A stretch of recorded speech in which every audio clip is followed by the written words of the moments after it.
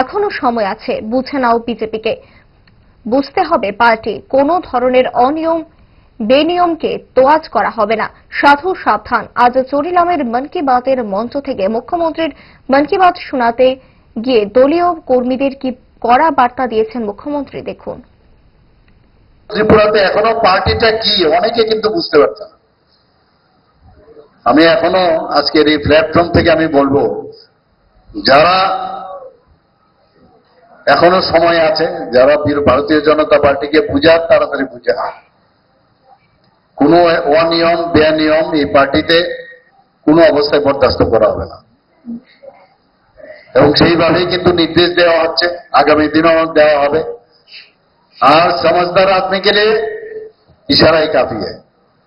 এখনো বলছি, কারণ এগুলো আমরা যেগুলো যদি অন্যায় কাজ হয়, আমরা সাধারণ মানুষের কাছে আমাদের যেতে হবে।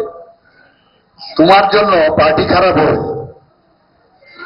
সেটা কিন্তু কোনো অবস্থায় বরদাস্ত হবে না, কোনোদিন আমরা করবো না সেটা।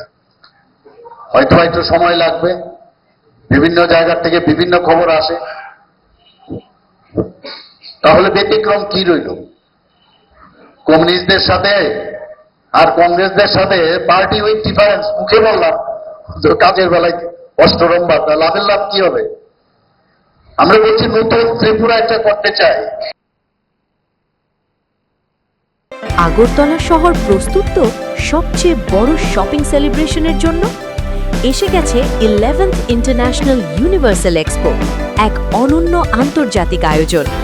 চিলড্রেন্স পার্ক আগরতলায় 9th জানুয়ারি থেকে 26 জানুয়ারি 2026 পর্যন্ত।